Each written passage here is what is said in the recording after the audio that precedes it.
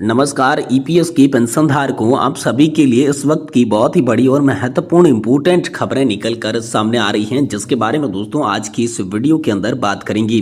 जी हां दोस्तों, EPS 95 pension hack 7500 plus DA को लेकर कर्मचारी भविष्य निधि संगठन की ओर से बड़ा अपडेट निकल कर सामने आ चुका है। तो इसके बारे में दोस्तों आज की इस वीडियो के अंदर संपूर्ण रूप से जानकारी देंगे कि आखिरकार पेंशनधारकों को क्या न्यूनतम पेंशन 7500 प्लस डीए मिल सकता है।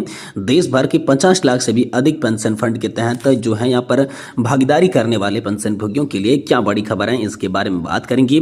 वहीं बात करने वाले ही ईपीएस में प्राइवेट कर्मचारियों को मिल सकती है 9,000 रुपए की मासिक पेंशन। कर्मचारी और पेंशन भोगियों को इसका फायदा मिलेगा। वहीं दोस्तों प्राइवेट सेक्टर में काम करने वाले 8 करोड़ लोगों के लिए यहाँ पर बड़ी खबर है कि अब उनको जो है 7,500 रुपए की मासिक पेंशन सरकार जो है वो दे सकती है। तो आखिरकार उनकी मासिक पेंशन सरकार कैसे बढ़ाने वाली है, सरकार उनको मासिक पेंशन कैसे देने वाली है, और वहीं दोस्तों अंत में बात करेंगे 23 लाख ईपीएस 95 पेंशन भोगियों के लिए गुड न्यूज है, पेंशनर्स को होगा इससे बड़ा फायदा। तो आखिरकार 23 लाख पेंशन भोगियों के लिए गुड न्यूज क्या निकलकर सामने आई है, क्या उन्हें फायदा होने वाला है, इसके बारे में बात करेंगे। क्योंकि निजी क्षेत्र के कर्मचारियों की पेंशन बढ़ोतरी का जो रास्ता है वो अब धीरे धीरे साफ होता हुआ दिखाई दे रहा है। 78 लाख पेंशन धारकों के लिए बड़ी खबर है।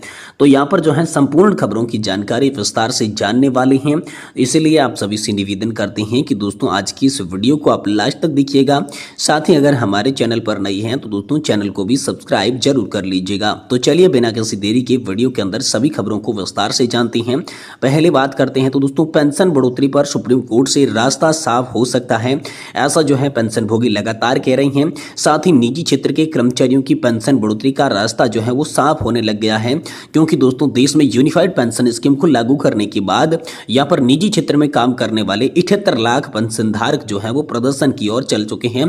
तो इसी को लेकर पूरे देश में ईपीएस पेंशन योजना को लेकर बड़ी खबर आ रही है, जिसमें दोस्तों बात करें तो अब हाल फिलहाल में प्राइवेट कर्मचारियों को 7,500 रुपए मासिक पेंशन देने के बाद विचार किया जा रहा है।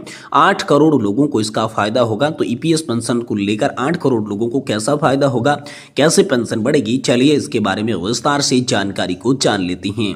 दोस्तों केंद्र सरकार के कर्मचारियों के लिए यूनिफाइड पेंशन स्कीम की घोषणा के बाद निजी क्षेत्र की कंपनियों में काम करने वाले कर्मचारियों की पेंशन सुधारों की मांग ने जोर पकड़ लिया है। यूपीएस के तहत सरकारी कर्मचारियों को न्यूनतम 10,000 रुपए प्रतिमाह पेंशन का प्रावधान किया गया है, और अगर वे 25 साल की सर्विस पूरी करने के बाद रिटायर्ड होते हैं तो उन्हें मूल वेतन का 50% पेंशन के रूप में मिलेगा। वहीं प्राइवेट सेक्टर में नौकरी कर रहे कर्मचारी पेंशन योजना 1995 के तहत वर्तमान में केवल 1450 रुपए की औसत पेंशन जो है वो मिल रही है, लेकिन यूपीएस की घोषणा के बाद निजी क्षेत्र में कर्मचारियों को इसे बढ़ाकर 7,500 रुपए मासिक करने की मांग हो रही है। हाल ही में पेंशन भोगियों के संगठन ईपीएस 95 राष्ट्रीय आंदोलन समिति के प्रतिनिधि मंडल ने नई दिल्ली में केंद्रीय वित्त मंत्री निर्मला सीतारमण से मुलाकात कर न्यूनतम पेंशन को बढ़ाकर 7,500 रुपए प्रतिमाह किए जाने की मांग की थी। सीतारमण ने प्रतिमंडल के सदस्यों को आश्वासन दिया था कि सरकार उनकी मांगों को लेकर गंभीर है, निजी क्षेत्र के कर्मचारियों के हितों के लिए उचित कदम उठाया जाएगा। सीतारमण ने ईपीएफओ के प्रस्ताव पर गंभीरता से विचार करने का आश्वासन दिया। वहीं ईपीएस 95 राष्ट्रीय संघर्ष समिति तकरीबन 78 लाख सेवानिवृत्त पेंशनर्स और औद्योगिक क्षेत्र में काम करने वाले 7.5 करोड़ कर्मचारी इसमें शामिल है। एनपीएस के एक बयान यहाँ पर जो है एनएससी ने अपने एक बयान में कहा कि यहाँ पर प्रतिनिधि मंडल को आश्वस्त करते हुए वित्त मंत्री सीतारमण ने कहा था कि सरकार ईपीएफओ द्वारा सुझाए गए प्रस्तावों पर गंभीरता से विचार कर रही है।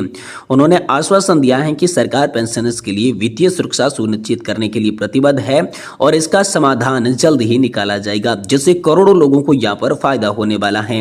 आपको बता दें कि बीते अगस्त महीने की शुरुआत में ही ईपीएस 95 एनएससी के प्रतिनिधियों ने केंद्रीय श्रम और रोजगार मंत्री मनसुख मांडविया से भी मुलाकात की थी। मांडविया ने आश्वासन दिया था कि सरकार उनकी मांगों को पूरा करने के लिए जरूरी कदम उठाएगी। अगर सरकार समिति की मांगों को पूरा करती है तो ईपीएफओ से जुड़े करोड़ों लोगों को इसका फायदा होगा।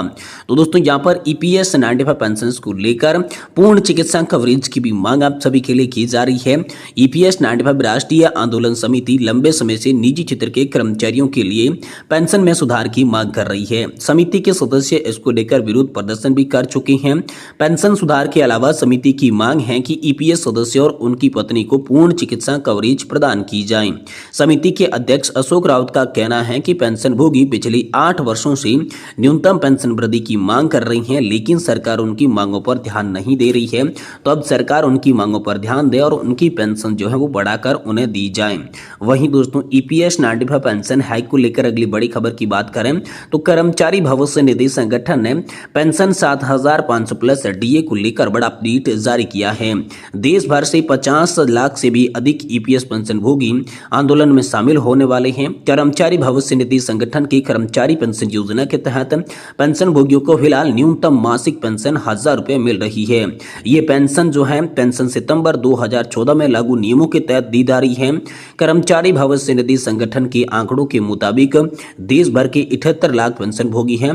पेंशनभोगियों की मांग को लेकर आंदोलन कर रही समिति ने अपने बयान में कहा कि कर्मचारी पेंशन योजना की राष्ट्रीय आंदोलन समिति के नेतृत्व में पेंशनभोगी न्यूनतम पेंशन को बढ़ाकर 7500 रुपये प्रतिमाह करने और अन्य मांगों को लेकर राष्ट्रीय राजधानी दिल्ली की जंतर मंतर पर दूसरी अनिश्चितकालीन भूख हड़ताल शुरू करने का फैसला कर चुकी है।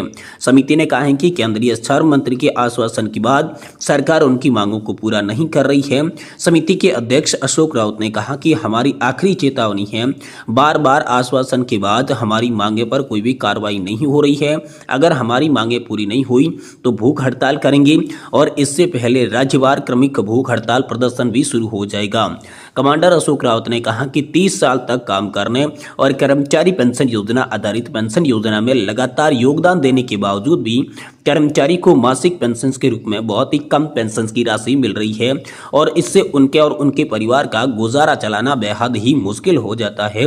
इसलिए सरकार को चेतावनी दी है कि सरकार जल्दी से जल्दी ईपीएस 95 पेंशन धारकों की मांगे मंजूर करें, नहीं तो देश के अंदर ईपीएस 95 नेशनल एजुकेशन कमेटी के बैनर के तले एक बार फिर से बड़ा विरोध प्रदर्शन देखने को मिल सकता है और इस बार पेंशन धारक जो है वो आर या फिर पार की लड़ाई करने के लिए तैयार है।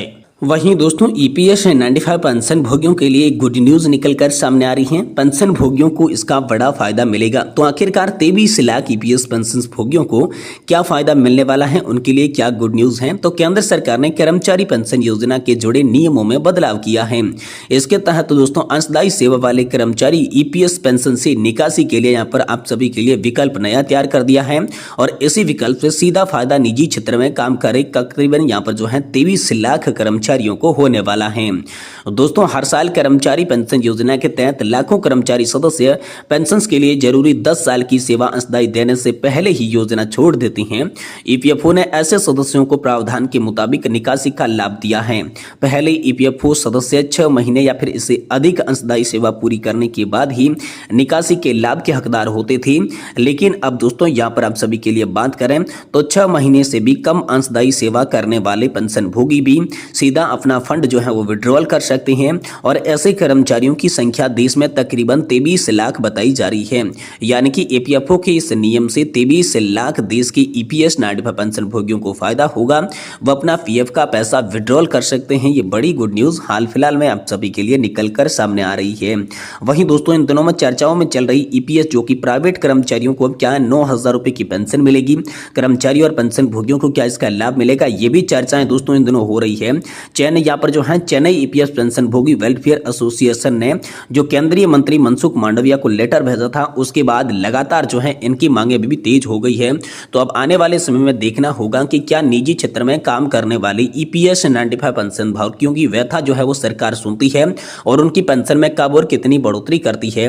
इससे बड़ी जैसे भी जो जानकारी होगी हम आपको तुरंत इसी चैनल के माध्यम से देने की कोशिश करेंगे। इसलिए आपसे निवेदन है कि दोस्तों आप चैनल को सब्सक्राइब कर लें, साथ ही वीडियो को लाइक जरूर कर लें।